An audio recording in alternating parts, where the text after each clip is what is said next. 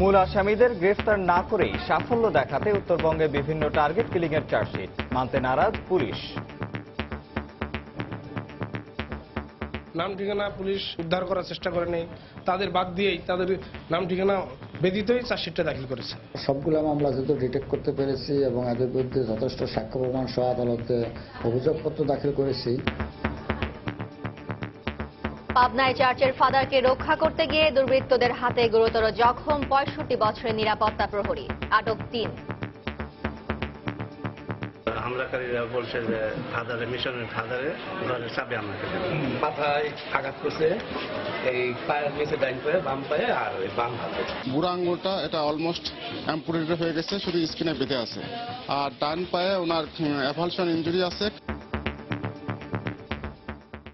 দেখছিলেন প্রধান শিরোনাম। দুপুরের সময়ের সঙ্গে আছি আমি ফারজানা মুমু এবং আমি নিয়ামতুল্লাহ বাবু। এবার অন্যান্য শীর্ষ সংবাদ। প্রধানমন্ত্রী শেখ হাসিনার নেতৃত্বে সংসদ নির্বাচনে হেরে গেলেও তা মেনে নেওয়া হবে বলছে আওয়ামী লীগ। দেশ আবারও একতরফা নির্বাচনের দিকে যাচ্ছে মন্তব্য বিএনপির। ব্যাংকিং সেক্টর দেশের সবচেয়ে দুর্নীতিগ্রস্ত খাত।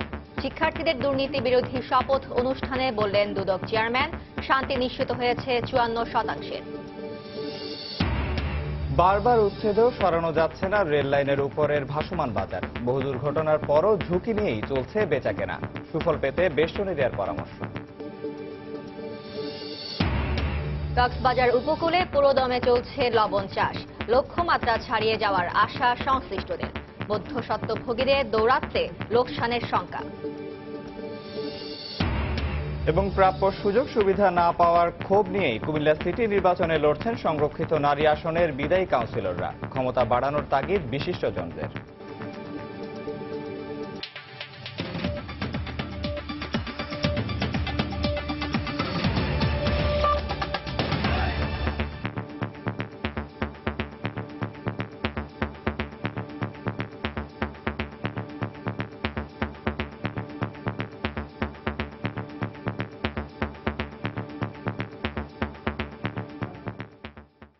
পাবনায় চার্চের ফাদারকে রক্ষা করতে গিয়ে দুর্বৃত্তদের হাতে গুরুতর জখম হয়েছেন ৬৫ বছরের বয়সী নিরাপত্তা প্রহরী। চাটমোহরে একটি চার্চে গতরাতে এ হামলা হয়। লক্ষ্য চার্চের ফাদার হলেও শেষ পর্যন্ত ব্যর্থ হয়ে ধারালো অস্ত্র দিয়ে নিরাপত্তা রক্ষীকে গুরুতর জখম করে পালিয়ে যায় দুর্বৃত্তরা। এই ঘটনায় জড়িত সন্দেহে ৩ জনকে আটক করেছে পুলিশ। পাবনার প্রতিনিধি SM আসাদের পাঠানো তথ্য ও ছবি নিয়ে ডেস্ক রিপোর্ট। শুক্রবার ভোরে পাবনা চাটমোহর উপজেলার মথুরাপুর এলাকার সেন্ট রিটার্স চার্চে ৩ জন মুখোশধারী দুর্বৃত্ত হানা দেয়। এ সময় তারা নিরাপত্তা প্রহরী গ্রিলবার্ট কস্তার কাছে চার্চের ফাদারের কক্ষের চাবি চায়। চাবি দিতে অস্বীকৃতি জানালে দুর্বৃত্তরা ঘুমন্ত ফাদারের কক্ষে প্রবেশের চেষ্টা চালায়। এতে বাধা দিলে গ্রিলবার্টকে চাপাতি দিয়ে কুপিয়ে জখম করে পালিয়ে যায় দুর্বৃত্তরা। পরে গুরুতর অবস্থায় তাকে উদ্ধার করে পাবনা জেনারেল হাসপাতালে ভর্তি করা হয়। হামলাকারীরা বলছে যে ফাদারের মিশনের ফাদারের ঘরের চাবি আমাকে টাকা পয়সা আছে, বলছে যে না আমার কাছে চাবি দেয় না, আমার চাবি ওনার কাছেই রাখে। মাথায় আঘাত করছে, এই পায়ের নিচে ডাইন পায়ে, বাম পায়ে আর ওই বাম হাতে। আহত গ্রিলবার্ট কস্তা শঙ্কামুক্ত বলে জানিয়েছেন কর্তব্যরত চিকিৎসক। বাম হাতের অবস্থাটা বেশি মারাত্মক। বাম হাতে যে থাম অর্থাৎ বুড়া আঙ্গুলটা এটা অলমোস্ট অ্যাম্পুটেটেড হয়ে গেছে, শুধু স্কিনে বেঁধে আছে। আর ডান পায়ে ওনার অ্যাভালশন ইনজুরি আছে। এই হামলার সঙ্গে জড়িত সন্দেহে ৩ জনকে আটক করেছে পুলিশ। সময় সংবাদ, পাবনা। মূল আসামিদের গ্রেফতার না করেই সাফল্য দেখাতে গত ২ বছরে উত্তরবঙ্গে ঘটে যাওয়া বিভিন্ন টার্গেট কিলিং এর চার্জশিট দাখিল করেছে পুলিশ। এমন অভিযোগ নিহত অনেক স্বজন ও আইনজীবীদের। তারা বলছেন চার্জশিট দাখিল করে পদোন্নতিও হয়েছে অনেক পুলিশ কর্মকর্তার, কিন্তু ধরা পড়েনি আসামিরা। তবে পুলিশ বলছে তদন্তে যাদের সংশ্লিষ্টতা পাওয়া গেছে তাদের বিরুদ্ধেই দেয়া হয়েছে চার্জশিট। যারা এখনো ধরা পড়েনি তাদের গ্রেফতারে অভিযান চলছে বলেও দাবি পুলিশের। উত্তরবঙ্গ থেকে ফিরে ওমর ফারুকের ক্যামেরায় খান মোহাম্মদ রুবেলের রিপোর্ট। ২০১৫ সালের ১১ই নভেম্বর রংপুরের কাউনিয়ায় কুপিয়ে হত্যা করা হয় মাজারের খাদেম রহমত আলীকে। এই ঘটনায় ১৪ জেএমবি সদস্যকে আসামি করে গেল বছরের ১০ জুলাই চার্জশিট দাখিল করে পুলিশ। এর মধ্যে ৮ জন হুশিকনীয় হত্যা মামলারও আসামি। ২ জন মারা গেছে কথিত বন্দুকযুদ্ধে, বাকিরা পলাতক। পঞ্চগড়ে পুরোহিত যজ্ঞেশ্বর রায়কে একই কায়দায় হত্যা করা হয় 2016 সালের 21 ফেব্রুয়ারি। এই ঘটনায় শোলাকিয়া হামলার প্রধান সন্দেহভাজন শফিউল সহ 10 জনের বিরুদ্ধে চার্জশিট দেওয়া হলেও 4 জন মারা গেছে বন্দুকযুদ্ধে, এখনো পলাতক 2 জন। কুড়িগ্রামে ধর্মান্তরিত খ্রিস্টান হোসেন আলী হত্যা মামলার চার্জশিটভুক্ত 10 আসামির মধ্যে বন্দুকযুদ্ধে মারা গেছে 4 জন, এখনো পলাতক 1 জন। রংপুরে বাহাই সম্প্রদায়ের নেতা রুহুল আমিন হত্যা চেষ্টা মামলায় দাখিল করা চার্জশিটভুক্ত আসামিদের মধ্যে সাদ্দাম সহ 2 জন মারা যায় কথিত বন্দুকযুদ্ধে। বাকিরা হোসিকনীয় মামলায় গ্রেফতারের পর আটক দেখানো হয় এই মামলাতেও। এসব অভিযোগপত্রের কোনোটির ব্যাপারে নারাজি আবেদনও জমা পড়েছে আদালতে। 3 জন আসামিকে নাম ঠিকানা পুলিশ উদ্ধার করার চেষ্টা করে নেই, তাদের বাদ দিয়েই তাদের নাম ঠিকানা ব্যতীতই চার্জশিটটা দাখিল করেছে। তো সেই জন্যই আমি মামলাটা নারাজি দাখিল করেছিলাম। পুলিশ এই তড়িঘড়ি করে চার্জশিট দিয়েছে, ওনারা নিজেদের সাফল্য দেখানোর জন্য এটা করেছে।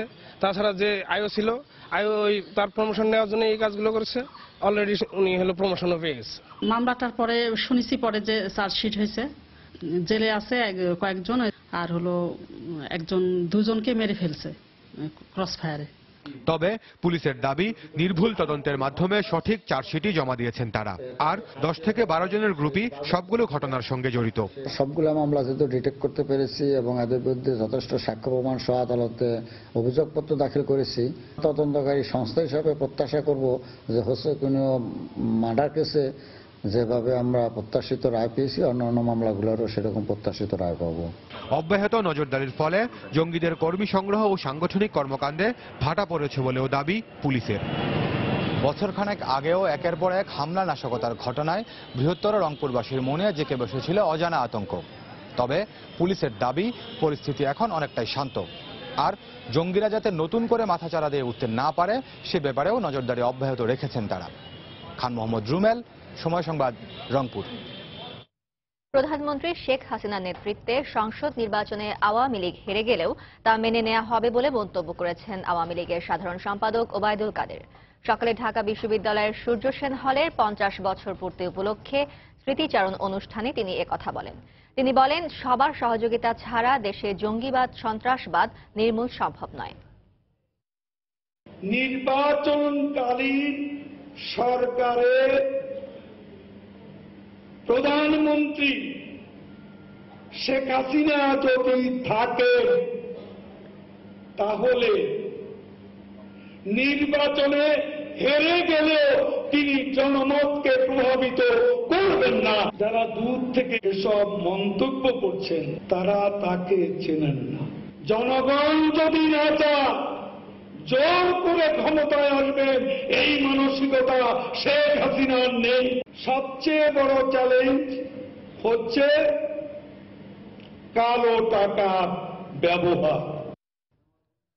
দেশ আবারও একতরফা নির্বাচনের দিকে যাচ্ছে মন্তব্য করে সুষ্ঠু নির্বাচনের জন্য লেভেল প্লেইং ফিল্ড করার আহ্বান জানিয়েছেন বিএনপির স্থায়ী কমিটির সদস্য ব্যারিস্টার মওদুদ আহমেদ। ভারতের চাপে পড়ে প্রতিরক্ষা চুক্তি বাস্তবায়ন করা হলে তা দেশের স্বার্থের পরিপন্থী হবে বলে মন্তব্য করেছেন দলটির সিনিয়র যুগ্ম মহাসচিব রুহুল কবির রিজভী। সকালে রাজধানীতে আলাদা অনুষ্ঠানে বক্তব্য রাখেন তারা। ভারত বাংলাদেশ সরকারকে প্রতিরক্ষা চুক্তির জন্য চাপ দিচ্ছে, তা বাংলাদেশের জন্য মোটেও সুসংবাদ নয়। এটি বাংলাদেশের নাগরিকদের আশা আকাঙ্ক্ষার প্রতিফলন তো নয়, বরং গোটা জাতিকে গভীর হতাশা ও দুশ্চিন্তার মধ্যে ফেলেছে। আজকে বর্তমান সরকার যদি এই সমঝোতায় আসেন যে হ্যাঁ আমরা একটি সুষ্ঠু অবাধ নির্বাচন করার জন্য একটি নিরপেক্ষ সরকার আমরা গঠন করব, তাহলে সেই সমঝোতাই হবে সংবিধানের মূল শক্তি, এবং সেখানে যদি প্রয়োজন হয় সংবিধান সংশোধন করা হবে। আর যদি সমঝোতা না হয় তাহলে আন্দোলনের কোনো বিকল্প নাই। ব্যাংকিং সেক্টরকে দেশের সবচেয়ে দুর্নীতিগ্রস্ত খাত বলে মন্তব্য করেছেন দুর্নীতি দমন কমিশনের চেয়ারম্যান ইকবাল মাহমুদ। সকালে দুর্নীতি প্রতিরোধে আয়োজিত মানববন্ধনে অংশ নিয়ে তিনি এ মন্তব্য করেন। দেশব্যাপী অনুষ্ঠিত এ মানববন্ধনে অংশ নেন শিক্ষামন্ত্রী নুরুল ইসলাম নাহিদ, দেশের বিভিন্ন শিক্ষার প্রতিষ্ঠানের শিক্ষার্থীরা ও বিভিন্ন শ্রেণী পেশার মানুষ। পরে হাতে হাত ধরে দুর্নীতির বিরুদ্ধে শপথ নেয় তারা। রুখব দুর্নীতি গড়ব দেশ, হবে সোনার বাংলাদেশ, এমন স্লোগানে প্লেকার্ড, ব্যানার আর ফেস্টুন নিয়ে মানববন্ধনে জড়ো হন এই শিক্ষার্থীরা। তাদের প্রত্যাশা আগামীর বাংলাদেশ হবে পুরোপুরি দুর্নীতিমুক্ত। দুর্নীতিকে না বলবো, দুর্নীতি থেকে আমরা বিরত থাকবো, আমরা সুন্দর একটি দেশ চাই। প্রথমে আমরা নিজেরা সতর্ক হব, তারপর মানুষদেরকে বলবো যে দুর্নীতি না করি আমরা। দুর্নীতি দমন কমিশনের আয়োজনে দেশব্যাপী অনুষ্ঠিত এই কর্মসূচির অংশ হিসেবে জাতীয় প্রেস ক্লাবের সামনে জড়ো হন বিভিন্ন শ্রেণী পেশার মানুষ। এ সময় দুর্নীতির বিরুদ্ধে জিরো টলারেন্স নীতির কথা জানান দুদক চেয়ারম্যান। সাংবাদিকদের এক প্রশ্নের জবাবে ব্যাংকিং সেক্টরকে দেশের সবচেয়ে দুর্নীতিগ্রস্ত খাত বলেও মন্তব্য করেন তিনি। শাস্তি হচ্ছে, যারা দুর্নীতি করেছে তাদের আইনের আওতায় নিয়ে আসা গেছে। ব্যাংকিং সেক্টরে বেশি দুর্নীতি হয়েছে। আমাদের কাছে যেটা তথ্য আপাতত আমার স্মরণে হচ্ছে ব্যাংকিং, স্বাস্থ্য, শিক্ষা, তারপরে আপনার পাসপোর্ট, তারপরে ভূমিতে দুর্নীতি হয়েছে। এদিকে মানববন্ধনে অংশ নিয়ে শিক্ষামন্ত্রী জানান, শিক্ষাক্ষেত্রে দুর্নীতি বন্ধে আগামী সংসদ অধিবেশনেই পাশ করা হবে শিক্ষা আইন। যে দুর্নীতি করবে তাকে কোনোভাবেই রেহাই দেওয়া যাবে না, তার যে ধরনের শাস্তি বা তার প্রাপ্য অবশ্যই তাকে পেতে হবে। আমরা জিরো টলারেন্স কাউকে আমরা গ্রহণ করবো না। এই ক্ষেত্রে আমাদের অনেক সমস্যা, আমি আগেই বলেছি, ত্রুটি ভুল হয়তো আমাদের আছে, তা সত্ত্বেও আমরা খুবই আন্তরিকভাবে চেষ্টা করছি যে আমাদের নতুন প্রজন্মকে দুর্নীতিমুক্ত এবং সৎ ন্যায়নিষ্ঠ করে তুলতে না পারলে আমাদের বড় শিক্ষা দিলেও কোনো কাজে লাগবে না। দুর্নীতি বিরোধী শপথ বাক্য পাঠ করে ময়মনসিংহ শহরের টাউন হল মাঠ থেকে বিভিন্ন স্কুল কলেজ শিক্ষার্থীদের অংশগ্রহণে বের করা হয় বর্ণাঢ্য র্যালি। এদিকে বরিশাল জেলা স্কুলের সামনে 31টি শিক্ষা প্রতিষ্ঠানের 12 শতাধিক শিক্ষার্থী অংশ নেন ঘণ্টাব্যাপী মানববন্ধনে। এছাড়াও দেশের প্রায় সবকটি জেলায় অনুষ্ঠিত হয় দুর্নীতি বিরোধী এই মানববন্ধন। বেলায়েত হুসাইন, সময় সংবাদ, ঢাকা। দুপুরের সময় আরো থাকছে।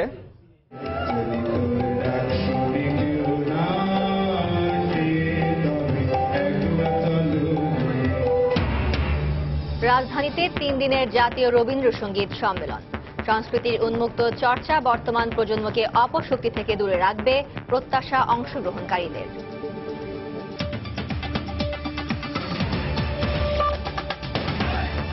বারবার উচ্ছেদের পরও সরানো যাচ্ছে না রেললাইনের উপরে বসা ভাসমান বাজার। জীবনের ঝুঁকি নিয়েই রেললাইনের উপরে চলছে বেচাকেনা। রেললাইনে কাটা পড়ে হতাহতের বহু ঘটনার পরও তারা নির্বিকার।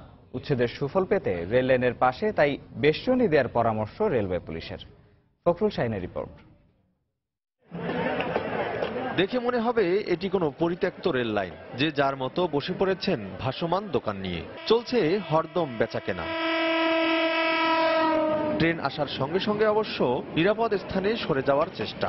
ট্রেন চলে যাওয়ার পর ফের দোকানপাটে ভরে যায় কারওয়ান বাজার সংলগ্ন এই রেল লাইনটি। প্রায় একই চিত্র রাজধানীর জুরাইন, বনানী, মগবাজার ও মালিবাগ সহ প্রতিটি ক্রসিং এর আশেপাশের রেল লাইনে। এসব জায়গায় অবৈধ দোকান বসাতে মাসে মাসে অনেক টাকা গুনতে হয় বলে জানালেন এখানকার খুদে ব্যবসায়ীরা।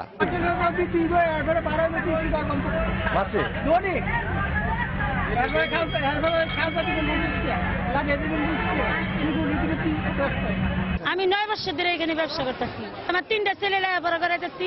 আমি এখান থেকে 100 টাকা রুজি করলে এটা আমার লাগে হালাল। মাছ না বেচলে খামু কি? আমরা চলতে দেব, জীবন বাজি নিয়ে ব্যবসা করি, মরার চিন্তা করি না। ক্রেতারা অবশ্য বলছেন ঝুঁকি থাকা সত্ত্বেও অল্প দামে জিনিসপত্র পাওয়া যায় বলে এসব বাজারে আসেন তারা। এটা কিনতে একটু দাম কম পায় কিনতে আসে। মধ্যবিত্ত লোক একটু দাম একটু কম খুঁজে ভাই, এই জন্যই আসা। রাজধানীর ভিতরে একটা ভালো একটা মার্কেট আছে, আমরা ওইখানে যাবো, ওইখানে কিনবো, কোনো সমস্যা হবে না। বাংলাদেশ রেলওয়ে কর্তৃপক্ষ জানান, গত 8 মাসে রাজধানীতে মোট 11 বার রেললাইনের পাশে অবৈধ স্থাপনা উচ্ছেদ করা হলেও কিছুক্ষণ পরেই দেখা গেছে একই চিত্র। তবে স্থায়ী সমাধানের জন্য রেললাইনের পাশে বেষ্টনী দেওয়ার পরামর্শ রেলওয়ে পুলিশের। বাজার অপসারণ স্থায়ীভাবে করতে হলে সেখানে নির্দিষ্ট বেষ্টনী দিতে হবে, বা এখানে অন্য কোনো কাঠামো তৈরি করে এটাকে বাজার যাতে না বসতে পারে স্থায়ী একটা নির্মাণ আমি মনে করে দিন এরকম করা উচিত। রাজধানীর মার্কেটগুলোতে ভাড়া নিয়ে দোকান করার সামর্থ্য না থাকায় এভাবেই বছরের পর বছর রেললাইনের উপরে জীবনের ঝুঁকি নিয়ে ব্যবসা করছেন নিম্ন আয়ের মানুষরা। অন্যদিকে কিছু কম টাকায় পাওয়ার আশায় এখানে জীবনের ঝুঁকি নিয়ে জিনিসপত্র কিনছেন ক্রেতারা। তবে বিক্রেতাদের দাবি, নির্দিষ্ট কোনো জায়গা পেলে এভাবে জীবন বাজি রেখে রেললাইনের উপরে ব্যবসা করবেন না তারা। ফখরুল শাহিন, সময় সংবাদ, ঢাকা। প্রাপ্য সুযোগ সুবিধা না পাওয়া, বঞ্চনা আর ক্ষোভ নিয়ে কুমিল্লা সিটি নির্বাচনে অংশ নিচ্ছেন সংরক্ষিত নারী আসনের বিদায়ী কাউন্সিলররা। 3টি ওয়ার্ডের জনগণের ভোটে নির্বাচিত হলেও অনেক ক্ষেত্রে সাধারণ কাউন্সিলরের সমান সুবিধাও মেলে না বলে যা অভিযোগ তাদের। বৈষম্য দূর করে সুযোগ সুবিধা ও ক্ষমতা বাড়ানোর তাগিদ দিয়েছেন বিশিষ্টজনরা। কুমিল্লা প্রতিনিধি বাহার রায়হানকে সঙ্গে নিয়ে সাইফুল ইসলামের ক্যামেরায় সালাউদ্দিন সুমনের রিপোর্ট। রাস্তাঘাটে নেই ব্যানার ফেস্টুন, শুরু হয়নি প্রচারণার আনুষ্ঠানিক তোড়জোড় কিংবা বাহারি স্লোগানের হাঁকডাক। তবু এই ব্যস্ত নগর জুড়ে এখন একটাই আলাপ, ভোট। কুমিল্লা নগরীর 27টি ওয়ার্ড মিলিয়ে সৃষ্ট 9টি সংরক্ষিত নারী কাউন্সিলর আসনে এবার প্রার্থী হয়েছেন 41 জন। এদের মধ্যে সদ্যবিদায়ী 9 জনই দায়িত্বে থাকার সময়ে বঞ্চনার অভিযোগ তুলছেন। তাদের অভিযোগ, 3টি ওয়ার্ডের জনগণের ভোটে নির্বাচিত হয়েও নেই যৌক্তিক বরাদ্দ, নেই যথাযথ মূল্যায়ন। এ কারণে ভোটের লড়াইয়ের প্রস্তুতির পাশাপাশি বঞ্চনার বৃত্ত থেকে বেরিয়ে আসার সংগ্রামে সোচ্চার হচ্ছেন নারী কাউন্সিলর প্রার্থীরা। বয়স্ক ভাতা বলেন, বিধবা ভাতা বলেন, প্রতিবন্ধী ভাতা বলেন, ল্যাকটেটিন মাদার বলেন, এইদিকে একটা বৈষম্য। তারপর বাজেট বলেন, এখানেও একটা বৈষম্য। তারপর লাইটিং ব্যবস্থা বলেন, এখানে একটা বৈষম্য। একটা পুরুষ কাউন্সিলর 1 ওয়ার্ডে তার যে বরাদ্দ, তার মহিলা কাউন্সিলর 3 ওয়ার্ডে তার ওই ধরনের বরাদ্দ। এই বরাদ্দের কারণে আমাদের মানুষের কাছে ফেস করতে এখন আমাদের অনেক কষ্ট হচ্ছে। তবে বঞ্চনার এই অভিযোগ নিয়ে সাবেক সাধারণ কাউন্সিলর প্রার্থীদের মাঝে রয়েছে মতভেদ। নারী কাউন্সিলর এবং পুরুষ কাউন্সিলর যে বরাদ্দটা আমরা উভয় মিলে একটি ওয়ার্ডে এই বরাদ্দটা বন্টন করি উভয়ের সাথে, যার কারণে আমি মনে করি না আমাদের মধ্যে কোনো বৈষম্য আছে। 3টে ওয়ার্ডের দায়িত্ব আমাদের মতনই পালন করে থাকে, তো সেই জায়গাটা আসলে কাজ করা উচিত এবং আমি মনে হয় এই বৈষম্য থেকে ওদেরকে উদ্ধার করা উচিত। এদিকে বৈষম্যের বিষয়টি নিয়ে হতাশা ব্যক্ত করেছেন সুশীল সমাজের প্রতিনিধিরা। সংরক্ষিত নারী আসনের কাউন্সিলরদের যথাযথ মূল্যায়নের তাগিদ দিচ্ছেন তারা। 3টি পুরুষ ওয়ার্ডের একটি হচ্ছে তার ওয়ার্ড, পুরো 3টি মিলে একটি। আসলে তার ওয়ার্ড কোনটি? আসলে সত্যিকার অর্থে তার কোনো ওয়ার্ডই থাকে না। উন্নয়ন কর্মকাণ্ড যেমন নারী এখানে অবমূল্যায়ন হন, একই সঙ্গে তার বেতন ভাতা বৈষম্য সবকিছুর মধ্যে একটা বৈষম্য আছে। সমাজে যেরকম বৈষম্য আছে, বৈষম্য দূর করার জন্য যেটি দরকার সেটা হচ্ছে উন্নয়ন কর্মকাণ্ডে তাদেরকে সম্পৃক্ত করা। বৈষম্য জিইয়ে রেখে নগরীর কাঙ্ক্ষিত উন্নয়ন সম্ভব নয় বলেও মনে করেন বিশিষ্টজনেরা। তৃণমূলে নারীর ক্ষমতায়ন ও উন্নয়ন কর্মকাণ্ডে সরাসরি অংশগ্রহণ নিশ্চিত করতেই স্থানীয় সরকারে সংরক্ষিত নারী আসনের সৃষ্টি করা হয়। কিন্তু নানাবিধ অভাব অভিযোগ আর সংকটে সেই নারী আসনের কাউন্সিলররা কতটা কাজ করতে পারছেন তা এখন আসলেই ভাববার বিষয়। সালাউদ্দিন সুমন, সময় সংবাদ, কুমিল্লা। ঢাকা টাঙ্গাইল মহাসড়ক 4 লেনে উন্নীত করার কাজ চলায় প্রতিদিন দীর্ঘ যানজটে পড়ে দুর্ভোগ পোহাতে হচ্ছে এই রুটে চলাচলকারীদের। 70 কিলোমিটার দীর্ঘ এই মহাসড়কে ইতোমধ্যে দৃশ্যমান হয়ে উঠেছে বেশ কিছু কালভার্ট ও সেতু নির্মাণ কার্যক্রম। তবে চালক ও যাত্রীদের দাবি যথাসময়ে যেন শেষ হয় 4 লেনের কাজ। প্রকল্প সংশ্লিষ্টরা বলছেন নির্ধারিত সময়ের মধ্যেই কাজ শেষ হবে। টাঙ্গাইল থেকে কাদের তালুকদারের পাঠানো তথ্য ও রাশেদ খানের ছবি নিয়ে ডেস্ক রিপোর্ট। ঢাকা টাঙ্গাইল মহাসড়কে চলাচল করে উত্তরবঙ্গের 17টি সহ মোট 23 জেলার যানবাহন।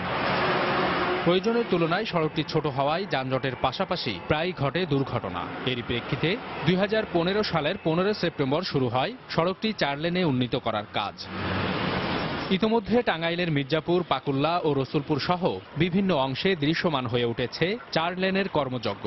শেষ হয়েছে 45টি কালভার্ট সহ 26টি সেতুর পাইলিং। যাত্রী ও চালকদের দাবি নিয়ম মেনে দ্রুত শেষ করা হোক 4 লেনের কাজ। যে কাজ দেখতেছি আমরা, কাজের গতি খুব দ্রুত হইতেছে। মহাখালী যাইতে এখন এই 5-6 ঘন্টা লাগে যায় যানজটের কারণে, রাস্তা চাপা। যানজটের কারণে আমরা অনেক ভোগান্তি হচ্ছে, আমাদের খুব কষ্ট হচ্ছে ঢাকা যেতে। 4 লাইনের কাজ শেষ হলে তো আমাদের আশা যে ভালোভাবে আমাদের গাড়িগুলো চলবে, অনেক টাইম কম লাগবে। এই 4 রাস্তার লাইনটা যদি তাড়াতাড়ি হয়, আমরা এই যানজটের থেকে মুক্ত হতে চাই। অবশ্য নির্ধারিত সময়ের আগেই কাজ শেষ হবে বলে জানিয়েছেন প্রকল্প সংশ্লিষ্টরা। আমরা যেই টার্গেট করেছি, আমরা এখনো পর্যন্ত প্রতি মাসে তার চেয়ে বেশি পরিমাণে অগ্রগতি সাধন করছি। আমাদের 2019-এর মার্চ পর্যন্ত আমাদের সময়, আমরা আশাবাদী তার আগে আমরা কাজ শেষ করে দেব।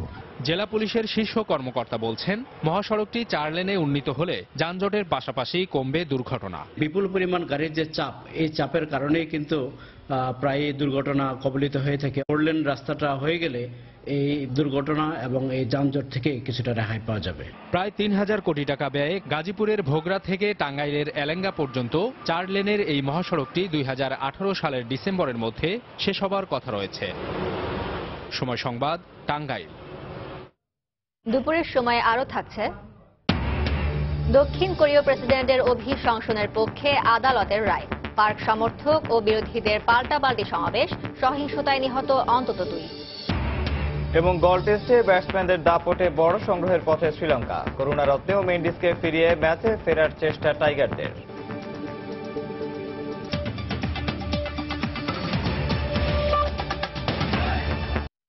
ফেনীর ফুলগাজীর বদরপুর সীমান্তে মাদক বিরোধী অভিযানের সময় অনুপ্রবেশকারীদের হামলায় নিহত আনসার সদস্য নওশীর আলীর লাশ তার গ্রামের বাড়িতে নিয়ে যাওয়া হচ্ছে। সকালে শহরের মহিপাল আনসার ক্যাম্পে প্রথম জানাজা শেষে আনসার সদস্যরা নওশীর আলীর লাশ নিয়ে রাজশাহীর গোদাগাড়ির দিকে রওনা হন। এর আগে গতকাল সন্ধ্যায় তার লাশ বিএসএফ আনুষ্ঠানিকভাবে বিজিবির কাছে হস্তান্তর করে। এরপর বিজিবি লাশটি ফুলগাজী থানাকে বুঝিয়ে দিলে রাতেই তার জেলা সদর হাসপাতাল মর্গে পাঠানো হয়। আজ সকালে দ্বিতীয় দফা ময়নাতদন্ত শেষে লাশ আনসার ক্যাম্পে নেওয়া হয়। 9 মার্চ রাতে ফুলগাজীর বদরপুর সীমান্তে মাদক বিরোধী যৌথ অভিযানের সময় ধারালো অস্ত্র দিয়ে হামলা চালায় একদল অনুপ্রবেশকারী। এতে আনসার সদস্য নওশীর আলী নিহত হন। পরে তার লাশ ভারতে নিয়ে যায় অনুপ্রবেশকারীরা।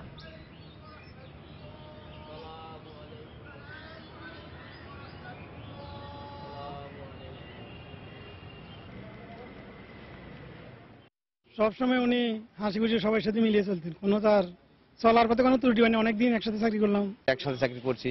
উনি সরকারি কাজ যেগুলো দায়িত্ব আমি দিদি অক্ষর অক্ষর পালন করে যেমন নিষ্ঠার সাথে পালন করছে। আইনি কিছু জটিলতা থাকায় যে রাতে পোস্টমর্টেম করা সম্ভব হয়নি, যার কারণে খুব ভোরে ওনাদের সকলের আন্তরিক সহযোগিতার মাধ্যমে আমরা পোস্টমর্টেম সম্পন্ন করে জানাজা শেষে তার মরদেহ আমাদের কর্মকর্তা এবং সদস্যদের নেতৃত্বে তার গ্রামের বাড়ির উদ্দেশ্যে পাঠিয়ে দিয়েছি।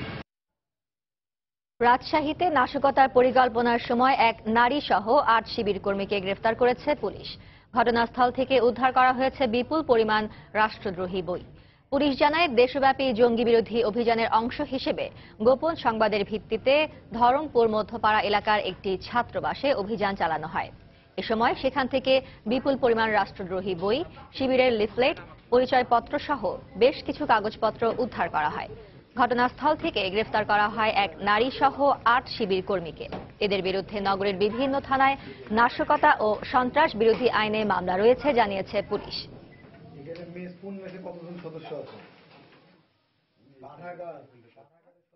মেসে রেড দেওয়ার পর এদেরকে পাই এবং এদের কাছে প্রচুর পরিমাণে জঙ্গি সংক্রান্ত জিহাদি পুস্তক, তারপরে শিবিরের ক্রেস্ট, শিবিরের রাজনীতির সাথে সম্পৃক্ত বিভিন্ন আলামত, তাদের টাকা পয়সা তোলার রসিদ, নিজেদের পরিচয়পত্রের রসিদ, এইসব তাদেরকে গ্রেপ্তার করা হয়েছে। এদের নামে মামলা আছে 3টা 4টা, বাছাই চলছে। বাছাই করে আমরা বিস্তারিত প্রতিবেদন পরে দেব। কক্সবাজার উপকূলের বিভিন্ন এলাকা জুড়ে চলছে লবণ চাষের ধুম। পরিস্থিতি অনুকূলে থাকায় এবছর লক্ষ্যমাত্রার চেয়ে বেশি লবণ উৎপাদন হবে বলে আশা সংশ্লিষ্টদের। তবে মধ্যস্বত্বভোগীদের দৌরাত্ম্যের কারণে দামের নিম্নমুখী প্রবণতায় হতাশ চাষিরা। স্থানীয় সংসদ সদস্যের দাবি, লবণ চাষিদের স্বার্থ রক্ষার্থে কাজ করছে সরকার। সুজাউদ্দিন রুবেলের তথ্য ও মোহাম্মদ ফরাজের ছবি নিয়ে ডেস্ক রিপোর্ট। বিস্তীর্ণ মাঠে ছোট ছোট বাঁধ আর তাতে বিছানো পলিথিনের উপর জমানো লবণাক্ত পানি। 3 থেকে 4 দিনের কড়া রোদে পানি বাষ্পীভূত হয়ে চলে যায় আর পড়ে থাকে লবণ। এভাবেই গত নভেম্বর থেকে লবণ চাষকে ঘিরে ব্যস্ত সময় পার করছেন কক্সবাজারের বিভিন্ন এলাকার চাষিরা। মৌসুমের শুরুতে প্রতিমন লবণ 500 টাকার বেশিতে বিক্রি হলেও এখন তা প্রায় অর্ধেকে নেমে আসায় লোকসানের আশঙ্কা করছেন চাষিরা। তাই ন্যায্য মূল্য নিশ্চিত করতে সরকারের কাছে ব্যবস্থা নেওয়ার দাবি তাদের। এখন আর মজুরি হিসেবে না পোষার, এখন তো দাম এখন কম বর্তমান। এক ধরনের ব্যবসায়ীরা কঠোরভাবে বিষয়টা নিয়ন্ত্রণ করবার ফলে আমরা তৃণমূলের চাষিরা অথবা যে লবণ উৎপাদনের সাথে যুক্ত আছে তারা আসলে ক্ষতিগ্রস্ত হচ্ছে। মাঠ পর্যায়ে কেজি লবণ আমরা 5 থেকে 7 টাকা কিনে চট্টগ্রাম নিচ্ছি। সেখানে মিল মালিকেরা এইটার পিছনে 1 টাকা পার কেজি 1 টাকাও ব্যয় না করে বাজারে বিক্রি করছে প্রতি কেজির দাম 30 টাকা। উপকূলের লবণ চাষীদের লোকসানের হাত থেকে বাঁচাতে লবণ বোর্ড গঠনের দাবি লবণ চাষী কল্যাণ পরিষদের এ নেতার।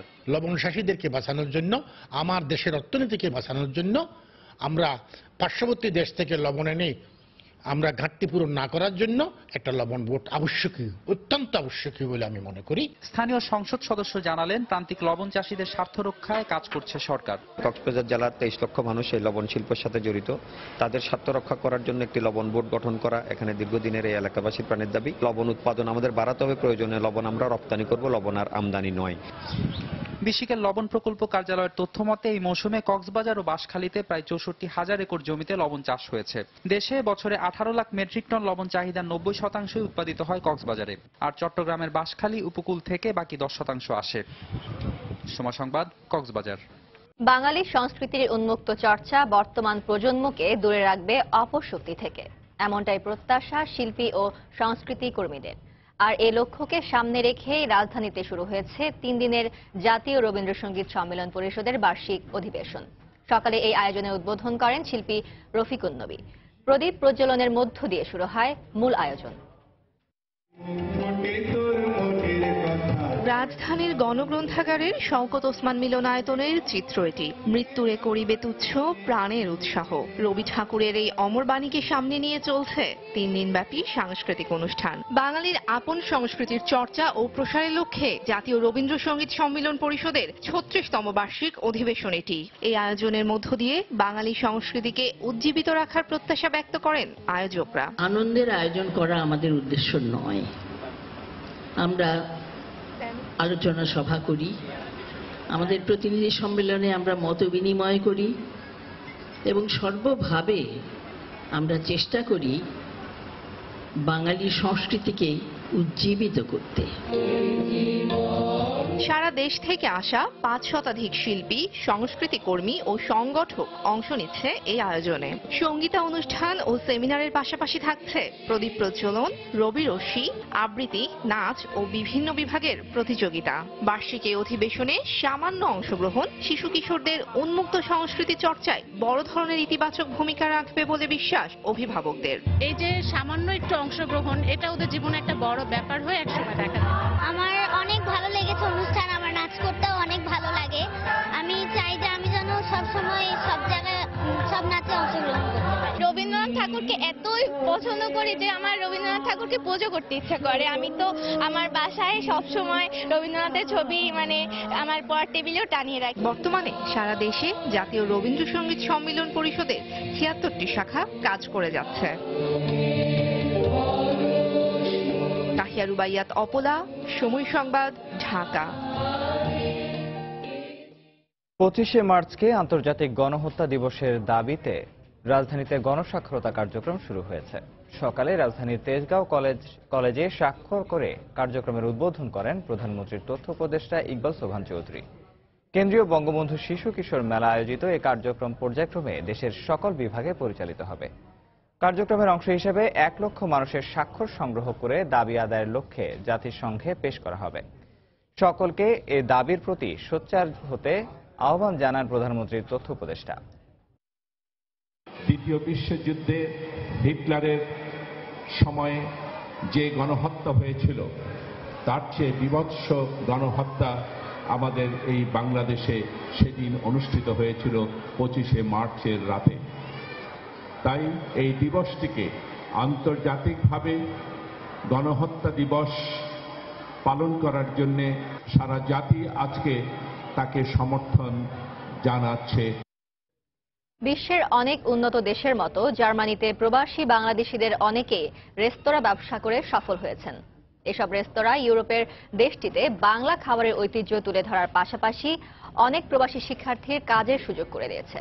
প্রবাসী ব্যবসায়ীরা বলেন, ভাষাগত দক্ষতার সঙ্গে সঙ্গে সংশ্লিষ্ট বিষয়ে কারিগরি জ্ঞান থাকলে এক্ষেত্রে আরও বেশি সংখ্যক বাংলাদেশি জনবল নিয়োগ করা সম্ভব।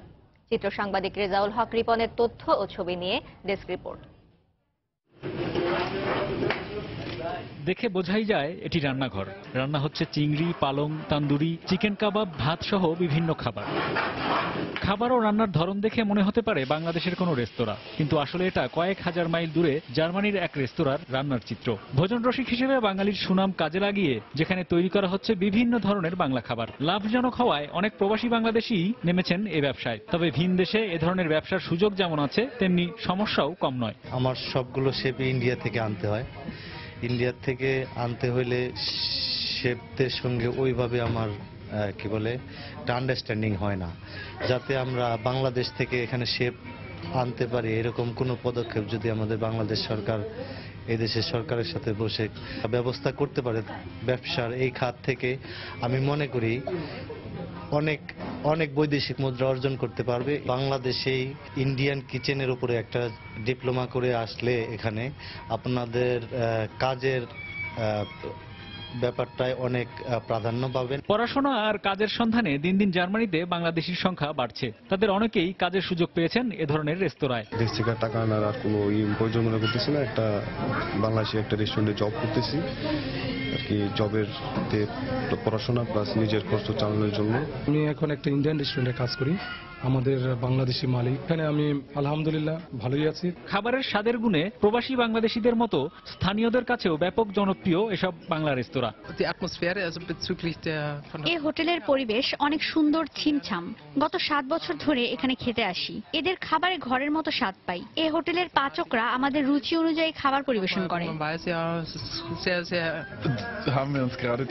ঘরের বাইরে খাওয়ার দরকার হলেই আমি বাংলা হোটেল খুঁজি। তাদের খাবার আমার খুব পছন্দ, অনেক সুস্বাদু। এক বন্ধুর কাছে খোঁজ পেয়ে আজ প্রথম আমি এখানে এসেছি।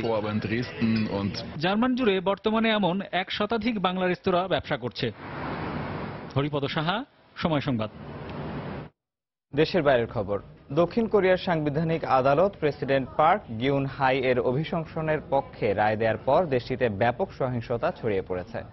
শুক্রবার পুলিশের সঙ্গে বিক্ষোভকারীদের সংঘর্ষে অন্তত 2 জনের মৃত্যু ও বেশ কয়েকজন আহত হয়। এর আগে সকালে প্রেসিডেন্টকে ক্ষমতাচ্যুত করার সংসদীয় সিদ্ধান্ত বহাল রেখে আদালত রায় দিলে সিউলে পাল্টাপাল্টি সমাবেশ করে পার্কের সমর্থক ও বিরোধীরা। এক পর্যায়ে পুলিশের সঙ্গে পার্ক গিউন হাই সমর্থকদের সংঘর্ষে কয়েকজন হতাহতের খবর জানায় গণমাধ্যম। গত ডিসেম্বরে ক্ষমতার অপব্যবহারের পাশাপাশি তার ঘনিষ্ঠজনকে দুর্নীতিতে সহযোগিতা করার দায়ে পার্লামেন্ট অভিশংসিত হন পার্ক গিউন হাই। শিগগিরই দুর্নীতির দায়ে তাকে বিচারের মুখোমুখি করা হবে বলে আদালত সূত্রের বরাতে জানায় গণমাধ্যম। সংবিধান অনুযায়ী আগামী মে মাসের মধ্যে দক্ষিণ কোরিয়ার নতুন প্রেসিডেন্ট নির্বাচিত করতে হবে।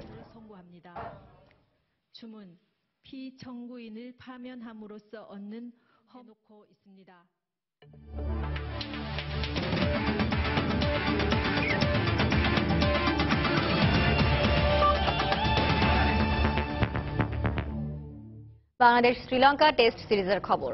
গল টেস্টের চতুর্থ দিনে বাংলাদেশের বিপক্ষে দ্বিতীয় ইনিংসে ব্যাট করছে শ্রীলঙ্কা। শেষ খবর পাওয়া পর্যন্ত লঙ্কানদের সংগ্রহ 2 উইকেটে 179 রান। এর আগে নিজেদের প্রথম ইনিংসে 312 রানে অল আউট হয় বাংলাদেশ। 182 রানে এগিয়ে থেকে চতুর্থ দিন নিজেদের দ্বিতীয় ইনিংসে ব্যাট করতে নামে শ্রীলঙ্কা। 2 লঙ্কান ওপেনার দিমু করুণারত্নে ও উপুল থারাঙ্গা উদ্বোধনী জুটিতে গড়েন 69 রানের জুটি।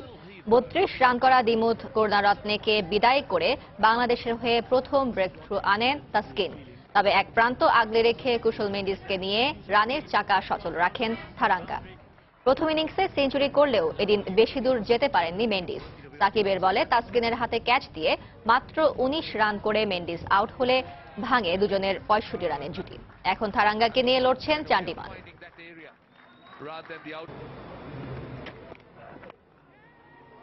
Little chip in there, and that's taken. That's the first wicket.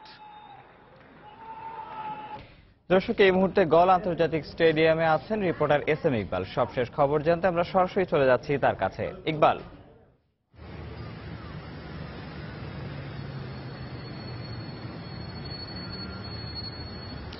বাবু, আসলে সময় যত এগোচ্ছে বাংলাদেশ কিন্তু আসলে এই ম্যাচ থেকে ততই দূরে চলে যাচ্ছে। ইতোমধ্যেই কিন্তু স্বাগতিকদের লিড প্রায় 360 রান ছাড়িয়ে গিয়েছে। সেক্ষেত্রে বাংলাদেশকে এই ম্যাচ যে বাঁচানো যে বাংলাদেশের পক্ষে অসম্ভব সেটা বলাই যায়। কেননা শ্রীলঙ্কার মাটিতে শ্রীলঙ্কার রেকর্ড যেটা বলে শ্রীলঙ্কার মাটিতে 382 রানের উপরে চেস করে জেতার রেকর্ড কিন্তু নেই, যেটি অনেক আগে করেছিল পাকিস্তান। আর বাকি যেই চেসগুলো হয়েছে অর্থাৎ দ্বিতীয় ইনিংসে যে দলগুলো টেস্টে ব্যাট করে জয়লাভ করেছে সেটা কিন্তু 382-র নিচে। সুতরাং আপাততভাবে বলাই যাচ্ছে যে এই ম্যাচে আসলে বাংলাদেশের জেতার সম্ভাবনা একবারে নেই বললেই চলে। এখন বাংলাদেশ একটি কাজ করতে পারে, সেটি হচ্ছে যে এই ম্যাচ ড্র করার জন্য বাংলাদেশকে যতটা ব্যাটিং দৃঢ়তা দেখানো প্রয়োজন সেটি আসলে বাংলাদেশের এখন করা উচিত হবে বলে মনে হচ্ছে আমাদের।